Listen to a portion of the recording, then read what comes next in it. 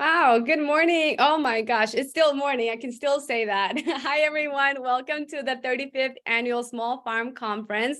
My name is Beatriz, and I'm with the Community Alliance with Family Farmers, and I'm very excited to have all of you here today. We're almost up to 50. That's a lot of participants. I'm really excited that you're all here and ready to share this space with us. I want to thank our panelists for being here today and sharing their knowledge with us, as well as our sponsors who make this conference possible. And right before we get started, I want to mention that obviously this is the post-harvest, is not a postscript workshop. If that is the workshop you are in, you wanted to be in, you're welcome to be here. And if you're lost, you also should stay here because I think this one's going to be really fun and we have some amazing videos to share with you guys. Just before we start, I want to lay some ground rules about the chat. Please keep the chat kind, no soliciting in the chat, please. If you have a question, please use the Q&A function and ask your questions there so our panelists can better keep track of your questions and they don't get lost in the chat. All right, without any more reminders, Grace, take it away, or one of our wonderful panelists. Thanks, Bea. Hi, everyone. Good morning. Welcome to our workshop today. I'm just gonna kind of give you all an idea of what to expect over the next about 45 minutes, and then we will launch into hearing from the panelists. So we are gonna start off by showing a short, like 12-minute video that one of the panelists, Irwin, Ronaldo, Donis-Gonzalez, created related to post-harvest. And then after that video, we are going to open it up for the panelists to give 3 short presentations. Our panelists today are Irwin Donis-Gonzalez, Assistant Post-Harvest Engineering Specialist with the University of California Cooperative Extension, Kamyar Aram, University of California Cooperative Extension Advisor for East Bay Counties, Contra Costa, and Alameda, and Al Crashane, the farmer and owner of Frog Hollow Farm.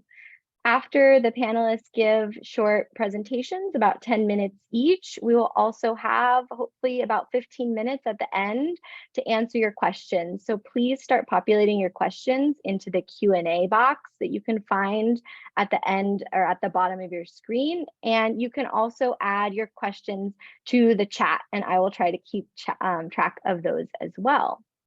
I think that is about it for our agenda. And so, Irwin, you want to go ahead and take it away with the video? Yes, definitely.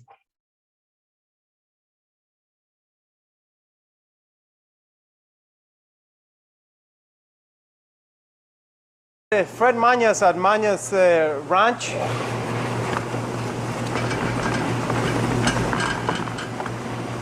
What is the typical production of in the year for you, and how many varieties of peaches that you have here? We have 7, and the next year we'll start with 8. Start in June and go through September. We start with Royal Apricot and what they call, I got a new variety called Rich Lady. That's the early variety. Yeah. Around June. Yeah. We pick it when we pick the apricots. I see. Usually we pick early in the morning because that way you beat the heat. And then we don't pick any until we have at least 14 brick of sugar. 14 brick of sugar. So you're sampling in the field? We sample before he even goes in the field. He'll bring me a few that he knows that are ready. And then I'll test them with my refractometer. And if they're at 14 or better, we start picking, and then we'll pick every tree at least 3 times, sometimes 4 times. To enhance the quality of the fruit, you need to harvest at the right time. The way we use this in the field, it's very simple. We get a representative sample of the fruits that are intended to be harvested, and we pour a couple of drops of juice in the refractometer where we can observe the soluble solids content. In this case, it's around 20%. It's ready to be harvested. For the Casi variety, we've been informed that harvesting starts at around 14 soluble solids, 14%. Estamos aquí con José en el campo, piscando, cosechando unos duraznos. Entonces aprovechamos en la mañana para cosechar. ¿Por qué lo hacen en la mañana? Porque la fruta se nos calienta. La fruta se calienta. Se calienta ella, ya no sirve. Entonces, entre más temprano saquemos la cosecha, es mejor. Mejor. Entonces, ustedes salen aquí a las 5 o 6 de la mañana. 5:30, 6, y a las 10, 11 ya paramos. ¿Por qué tiene esto? ¿Es para mantener la calidad del fruto, para no botarlo de muy alto? Sí, esto es para cortar aquí nomás, como no usamos escaleras, nada. Es aquí nomás para que también la fruta no se nos golpee. No se golpee, no sí. se mayugue. Sí. Entonces es importante empaquetar la fruta para evitar el daño, Sí, no golpear la fruta. No golpear. Y que cosechar o piscar a las horas temprano en la mañana para poder reducir la temperatura de la fruta. Sí, así es. Y hay un durazno que está allá, el Henry, ese entre más temprano es mejor porque ese es más delicado. Es la importancia de conocer sus variedades también para saber en realidad cómo manejar la temperatura idealmente y la calidad del fruto. So as we can see, they're harvesting fruits here, and it's important to not damage the fruit, as Jose was telling us. They have these buckets here, and they try to not drop the fruit. And as he said, harvest early in the morning to reduce the soft fruits. Trees are handled in a way that they don't need to use ladders. They don't need to go up high. The fruit is not going to fall, and that enhances the quality of their fruit. It's all hand harvested, and the main reason why it's hand harvested is because they want to keep high quality fruit. Can you tell us a little bit about the importance of temperature management to keep the quality of your fruits? When they pick, they normally put it in the back cooler so it starts pulling the heat out. Then the next morning we run them. Then after we pack them, then we put them in the main cooler, and that's where they stay. We run a temperature of about anywhere from 37 to 38 degrees, so it doesn't pull the moisture out. And we can hold peaches in there anywhere from 2 weeks to 2.5 weeks and not affect the quality.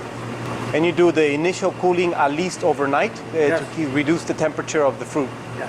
I see, nice. And how important is this phase of harvesting early and keeping the temperature management, packaging well, sorting? That's all critical. It's all critical. That's all critical because the cooler you keep your fruit, the less bruising you have. Most of the time we quit picking 12, 1 o'clock, and he throws it in that back cooler and starts pulling the temp out. And keeping it in their packages to keep them safe. Yeah. So temperature management is one of the most important factors to keep the quality of our fruit. Reducing the temperature as fast as possible will ensure that the clientele gets the highest quality fruit available.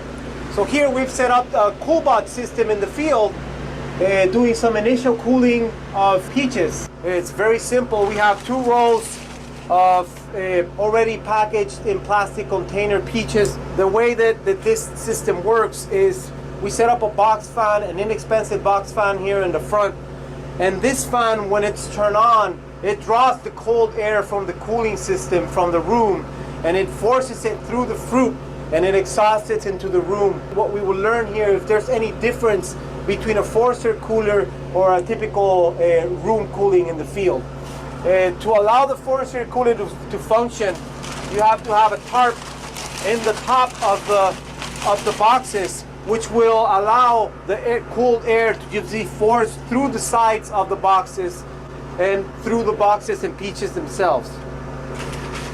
As a proof of concept, we have boxes here that are just being cooled with the room, a cold room, as this one is the cool butt. In many cases, it's difficult to see if the forcer cooling system is actually working. But what it does is that this fan is drawing the air of the cold room and forcing it through the boxes. And as a proof of that happening, we have this $1 bill here. As you can see, it attaches to the boxes, showing that there is air being drawn from the cooler in force through the fruits and to the boxes. If we remove this seal, the expectations would be that this would fall, as we can see here as an example. If we remove the tarp, there is too much space in the top where air can't be forced through the fruit. So you have to ensure that the system that the tarp is set up right and that everything is nice and tight. So we'll leave it here for a little bit, probably an hour or so, and we'll come back and we'll see what is the temperature of our fruits and if we've achieved initial cooling in the field.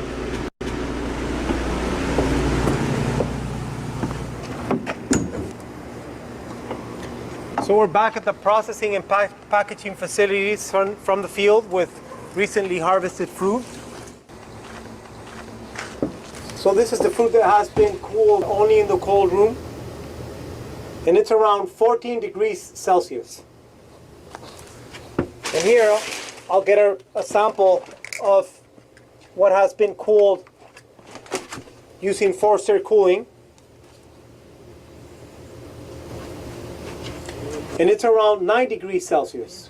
So we have a 5-degree Celsius temperature differential between typical room cooled fruit and forced air cooled fruit, which shows us that we can achieve faster cooling through forced air cooling. We'll empty the fruits now and leave them overnight in the room cooler so that they can be packaged or either processed tomorrow morning. So we are inside a small scale cooler, and this is what has been harvested this morning. They typically keep it between 37 degrees, around 2.8 degrees Celsius, 37 degrees Fahrenheit to 40 degrees Fahrenheit, which is around 4.5 degrees Celsius. They keep the fruit at this temperature as they've detected that this is what keeps the quality of the fruit. Typically, these fruits are initially cooled in this cold room overnight. In many cases, there's extreme cases like strawberries and leafy greens where the temperature needs to be reduced at very close to 0 degrees Celsius, which is around 32 to 33 degrees Fahrenheit. So it is really important to keep the temperature as low as possible or ideal for each specific type of fruit and or variety. Well, we sort according to quality. We sort for first, we sort for seconds, we sort for softs. So can you tell us a little bit what you considered a first quality, a second quality, and show us an example of what you mean by that? Okay, there's the first. There's a first. This could pass as a second because it's not beautiful. I see. Second. So typically it's related to external damage, aesthetics. Aesthetics. Okay.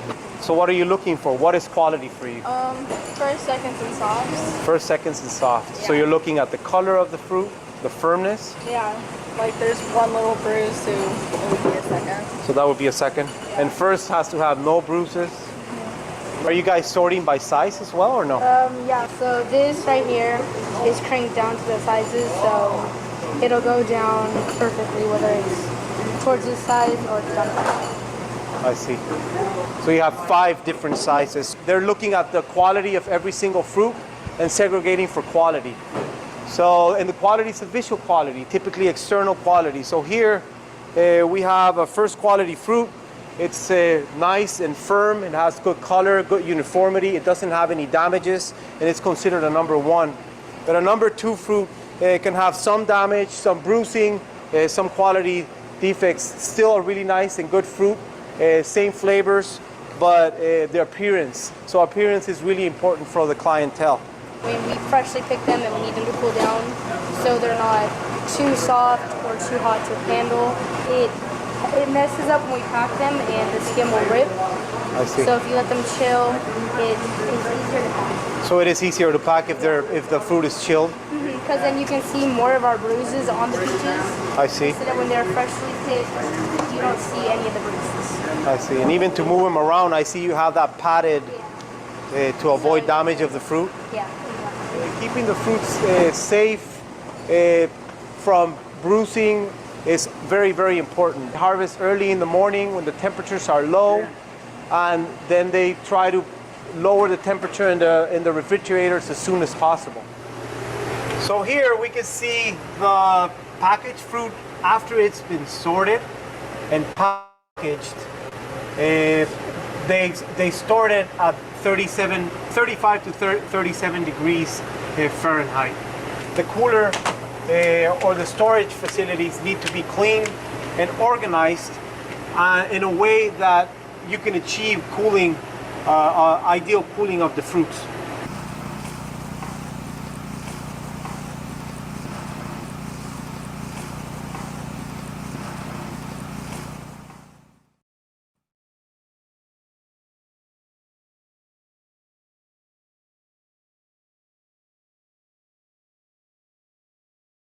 Thank you so much, Irwin, for playing that video.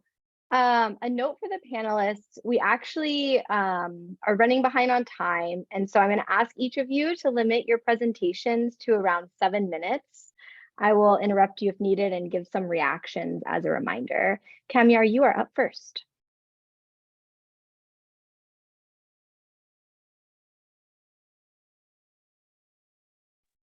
Okay, you should be able to hear me and see my screen.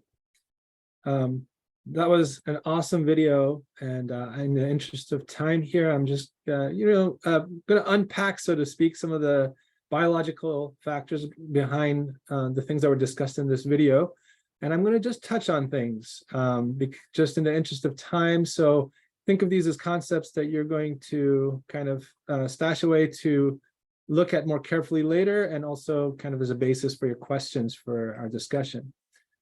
So let's see, there we go. So key thing to keep in mind about fresh produce is that they're alive, and that's really what is so desirable about fresh produce. And that means that fresh produce are changing physiologically, that is biochemically. They have high water content, and they breathe or respire, and that means they consume oxygen and produce carbon dioxide. And also an important plant hormone called ethylene is involved, that is involved in the development of plants in general, but is particularly important in post-harvest. So once harvested, all produce begin the process of deteriorating, but that depends on a number of different factors, which includes physiology of that particular crop, how long it's stored. Temperature is really the key, and I'll explain a little bit more. Moisture, and also the atmosphere, which really is about those gases, carbon dioxide, oxygen, and ethylene. And then finally, injury, damage, or disease are also key factors on how long produce will keep and how well. So temperature is really probably the most important factor and most effective tool, as Irwin will no doubt tell you much about. The main reason for this is as water approaches freezing, or in biological tissue, biochemical reactions slow, really approaching kind of stopping. And so the key is to keep the cold chain, and that we saw that in the video demonstrated by the fact that they harvest early in the morning when the fruit is cool. And what was really interesting to me was to note that they actually cool the fruit for overnight before they sort it. That really tells you how important it is to maintain the cold chain.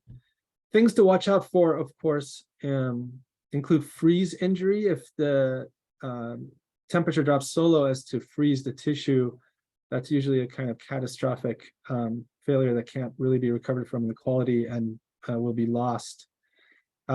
Another issue that for kind of mostly fruits originating in tropical or subtropical regions is that they can have chill injury below a certain temperature. And then, of course, if things get very hot, there can actually be heat injury as well. So fresh produce are also mostly water, and so loss of water is another big issue. This can not only result in losing saleable weight, but also loss of quality factors. And the thing to think about is when the vegetable or fruit is attached to the plant, it's constantly being supplied by water from the roots.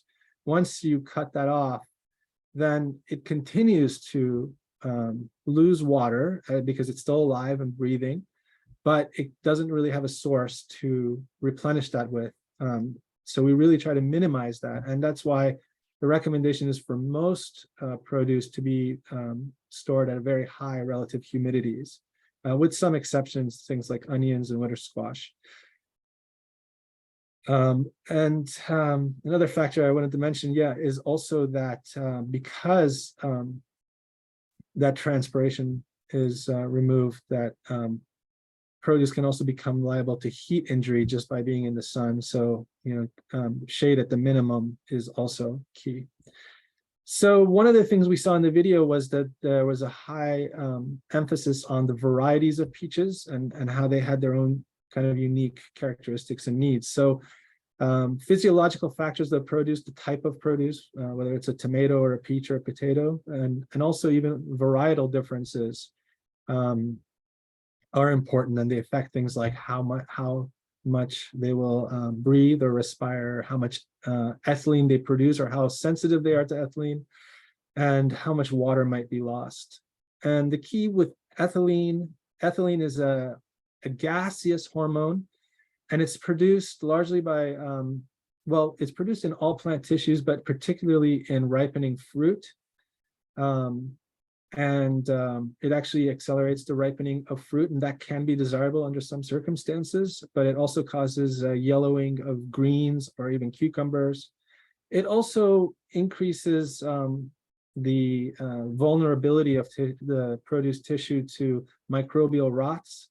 And interestingly, also microbial rots increase the production of ethylene in that tissue. So there's a positive feedback loop there that can have a decidedly negative outcome.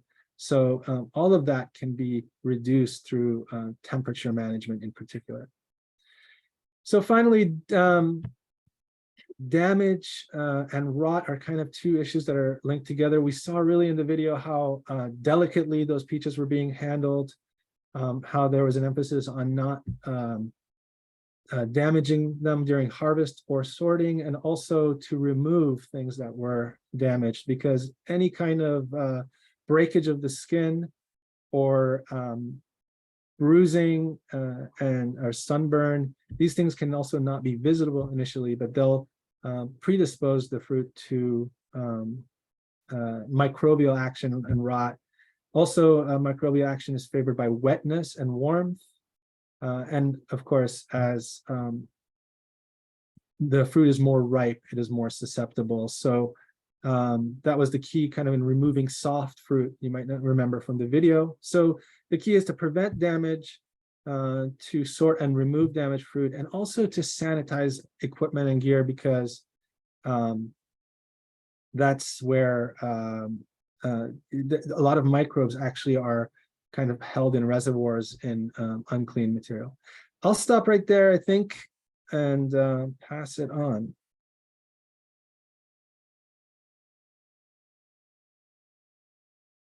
Thanks, Kamyar.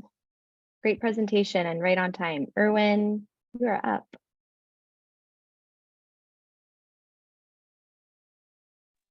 Great, can you see that? Or do I need to switch my screens? You need to swap your displays like last time. Okay. Okay, is that better? No, that didn't work. Try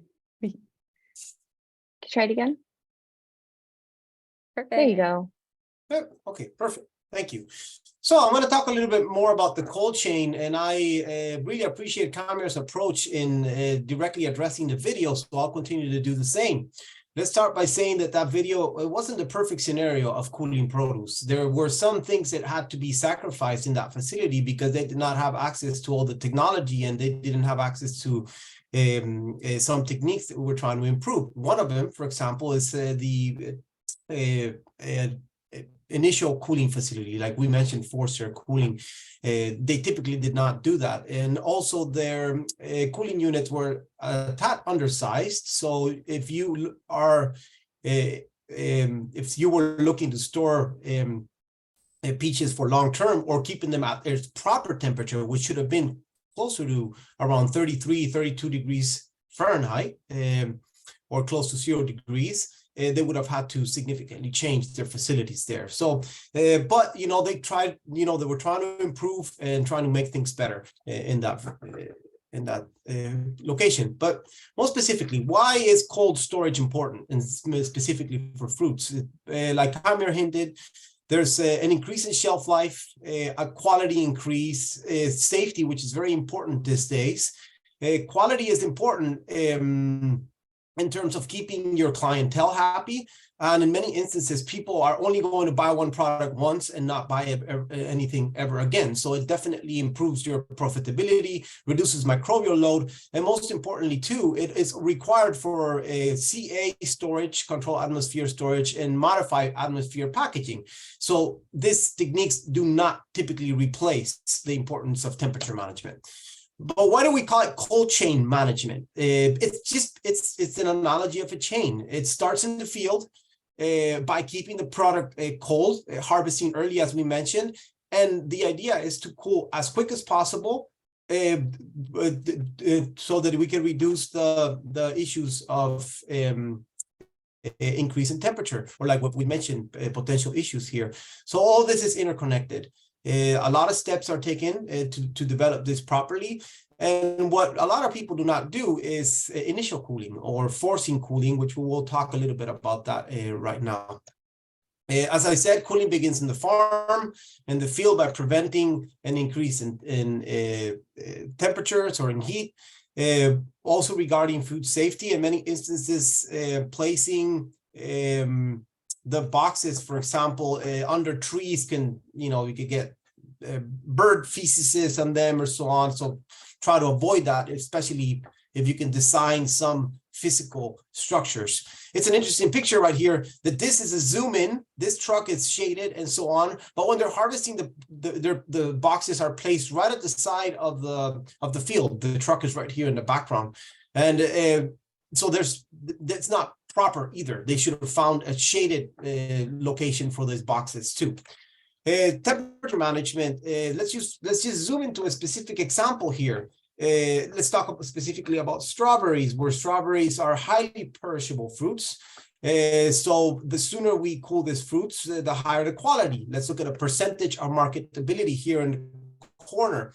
In the y-axis, we start from the field with around 90 to 95% marketable fruit. But if we delay hours, let's say if we delay cooling for up to 4 hours, we've lost almost 30% of that marketable fruit.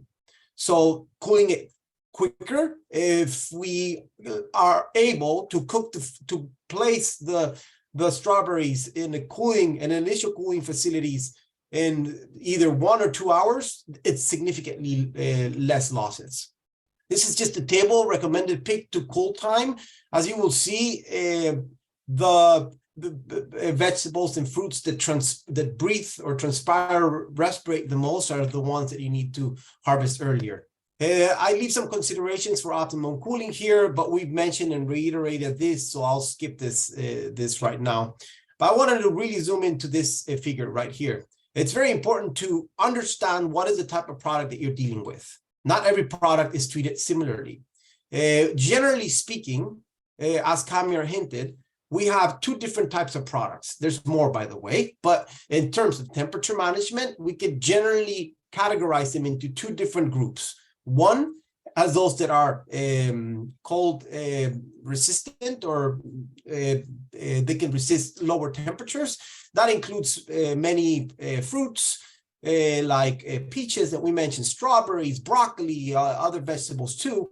But there's also chill sensitive fruits. It's mainly those fruits that are to produce in humid tropic areas or higher temperatures, like tomatoes, cucumbers, papayas, bananas, etc., that are typically susceptible to lower temperatures. So by proper temperature management, it means to place them at the proper temperature. And here we've left a couple of resources that you can access. Commodity resources, the products fact sheets from the Postharvest Technology Center, as well as some recommendations and other charts that are also available for you online. But if I zoom into this, let's say broccoli, for example, we have days to initiate yellowing, which is a quality concern of broccoli. If we place it at ideal temperature, which should be between 32 to 33 degrees Fahrenheit, or 0 to around less than 1, the days for initial yellowing is up to 35 days. But if we place it at a higher temperature, yellowing appears quite quickly. On the other hand, if we have a chill sensitive product like a cucumber, if we place it at 0 degrees Celsius, relatively storage lives is like around 25 days. But if we place it at ideal temperatures, which is between 10 and 13 degrees Celsius or 50 to 55 Fahrenheit, you can have relative storage life of up to 100 days. So just proper temperature management is needed. There's different ways of cooling products, of course, but the take-home message for today's talk is that cooling in a room, it's nearly impossible. It takes too long to remove that heat from the field. In some instances, you're never able to remove that, except if you're really forcing the media through the boxes. That's where forced Hi, Irwin, sorry to interrupt you. You're zoning in on your time. So if you could finish your final thought, that would be great. Perfect. Yeah. And again, thank you very much. There's forced air cooling here, which we've mentioned in the video, which increases the temperature time. Reduces the time to reduce the temperature. And of course, there's many other methods, alternative methods, evaporating cooling, underground storage, the COOLBOT that we mentioned. So it's not necessarily just largest facilities that can afford this. So thank you much. Thank you so much, Irwin. Farmer Al, your presentation is up. You are muted, so I'm going to ask you to unmute. Can you hear me now? Yes, I can. Great. So thank you, Irwin and Kamyar, for those wonderful presentations. I'm going to speak anecdotally. I don't have any slides to show you, but I've got a lot of history here at Frog Hollow Farm. So we've tried many different kinds of cooling. We have what I would consider now to be kind of a modified or forced air cooling in a room. So in other words, we have a lot of air movement. We've got big fans. We keep the temperature right at 32 or 33 degrees. And so we're blowing a lot of air over those, through those recently picked fruits with big fans. It's not forced air cooling though, because we're not enclosing the pallets of fruit we're not draping it with plastic or enclosing it in a closed container. So it is open to the room. Temperature management, of course, is very important, but I'm going to take a slightly different approach. To us here at Frog Hollow Farm, the most important thing is to sell the fruit fast enough so that we don't have to manage the temperature. That saves a lot of energy, and the sooner you can sell it, whether it's a peach or a plum or an apricot or a cherry, the sooner you can sell your fruit to the time you harvest it, the better it's going to taste and the less problems you're going to have of those different kinds of deterioration that can happen. So we place a lot of emphasis on marketing here because marketing is what moves that fruit. So we have several different ways of marketing. Probably the oldest and most traditional way that we use is farmers market. So we do 4 or 5 days of farmers markets, probably about 10 or 12 farmers markets a week. And so we move that fruit very quickly from the farm to the consumer's table within a few days of the picking of the fruit.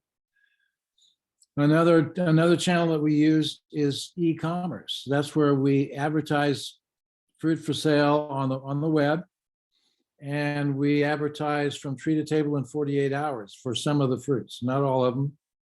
That doesn't apply for pears or apples or even pomegranates or persimmons, but it definitely applies to peaches and nectarines and apricots and cherries from tree to table in 48 hours. So we pick the fruit in the morning and we pack the fruit immediately after we pick it, and we get it into that shipping box, which UPS will pick up in the afternoon. And by the next day or by 2 days later, that fruit is on the table of somebody in St. Louis, Missouri, New York City, Miami, Florida, Los Angeles, California, Portland, Oregon, Spokane, Washington, you name it.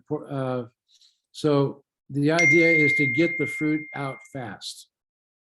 So I've talked about farmers market. I've talked about e-commerce. We also have a CSA program.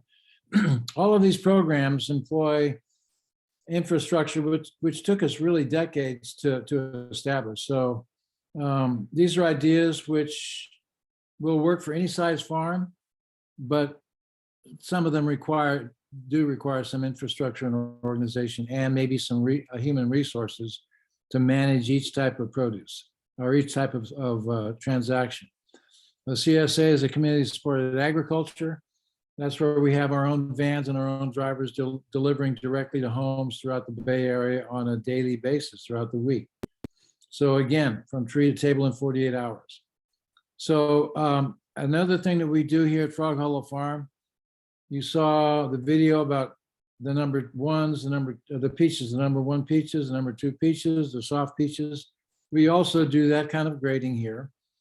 And we have systems whereby we can handle, we have processes for the overgripes, the softs, or the slightly damaged, or even the very damaged. I mean, we do a lot of hand labor here. We can cut an overly soft piece of fruit or a bird peck damaged piece of fruit, something like that. We can take the skin off the peach and then we cut it in half, clean it up, put it on a drying tray, and 3 days later we have a dried peach. And that can be stored for a year, 2 years, even 3 years. So we've developed all these systems for handling, post-harvest handling of the fruit quickly. The idea is to pick it and move it quickly, move it to the customer or do some kind of processing with it. Our goal is not to store it for 2 weeks or 3 weeks. We think that we've failed if somehow we haven't sold a peach within 3 to 5 days, and then there's we feel like we're in trouble. We've made a mistake. So we've spent a lot of time, a lot of years developing systems to accomplish that. I think I'm going to wrap it up here and leave time for questions. Thank you, folks. Thank you, Al, for sharing your approach. Sure. I apologize, folks. We don't have as much time as I originally said for questions. So I'm going to try to prioritize some of the questions here and acknowledge that we likely won't get to all of them. So I invite the panelists to look at the Q&A box and see if there are any questions that you can type out and answer instead of having a full discussion. And so let's see. Olivia in the Q&A asks how energy use changed when you switched to forced air. And I wonder if maybe we could open this up more generally and see if any of the panelists know how different cooling techniques impact energy use on a farm. I'll tackle that one. Forced air cooling, because it takes significantly lesser time to reduce the temperature of the fruit. In other words, a forced air cooler will likely reduce or remove the field heat from like a strawberry, for example, in around 5 to 8 hours, depending on the initial temperature. The time that it's required is significantly less than if you were to expect that from placing the fruit in the room. So in the long run, forced air cooler, you're actually saving some money in terms of energy consumption if it's designed properly for each application. Thanks, Irwin. There have been some questions that have come up about grant opportunities that are available to help pay for any of the cooling units or even like the estimated cost of setting something up. And does anyone on the panel know of resources that exist that can help folks maybe decide which route to go? I would have no idea about that.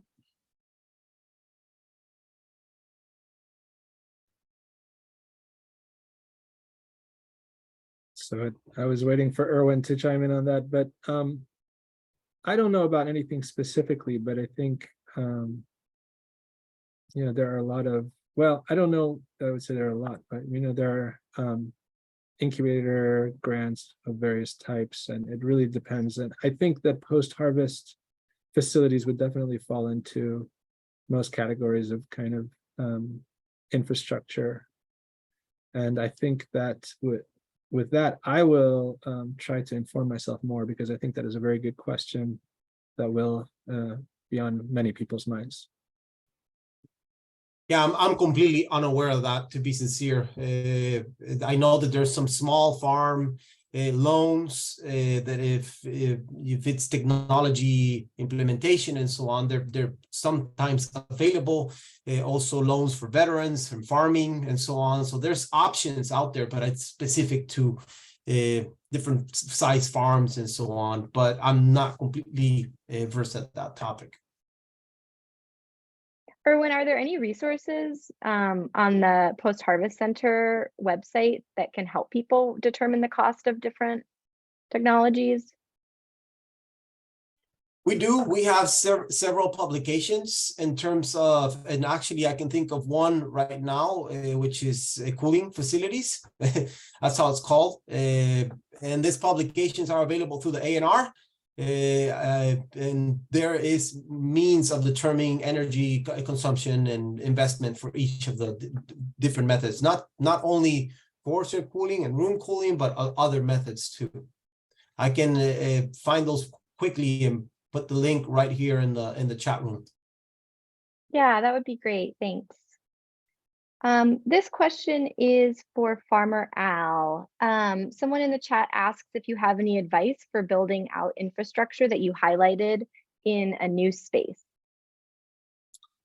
In a new space, well, I think you would probably start with getting the expert advice as to what, first of all, talk to somebody like Irwin, who's an engineer and who's with UC Davis. To tell you the truth, I've gotten pretty much virtually 100% of my information from UC Davis and engineers. The first cooler I bought, the first cooler I put up was, I think it was about 30 feet by 30 feet, maybe 15 to 20 feet tall. And it was designed by Jim Thompson, who is now retired, I mean, below these many years, but that's where I got my first information, and we just had local carpenters and other builders, electricians and plumbers, come install everything for us. But it was designed and engineered by the UC Davis engineers. And that's where I would start, because it depends on how big your operation is. It depends on what you're growing. It depends on your marketing, how long you want to store it. So there's a lot of things that a lot of questions that you're going to have to think about before you come up with a design for infrastructure, any kind of infrastructure. Thank you, Al. I'll be happy, by the way, if anybody wants to call me in person, I'll be happy to talk to them. Thanks. Maybe we can add everyone's contact information to the sched as well. Sure. I want to wrap up here. It's 1:30, but there is one more question in the chat. So for folks who can hang on a minute, I think maybe this question is for you, Kamyar. Also maybe Irwin and Al, maybe. The question is, any thoughts on microgreens and storage options to help with wilt between harvesting and refrigeration? So knowing what you talked about and crop qualities and characteristics, Kamyar, if there's anything specific to think about with microgreens. Yeah, very good and challenging question. I'm not that familiar with microgreens. I to the extent that I remember, a lot of them, well, you can either deliver them in soil or in medium or just cut. And when they're cut, those tender tissues are very perishable. Temperature, of course, is key, as is humidity. I think in those, given that they're going to be kept for a short time anyway, rinsing actually might, add enough moisture, as long as they're kept very cool, to keep them from deteriorating a little bit longer. That's certainly true, I know, for sprouts.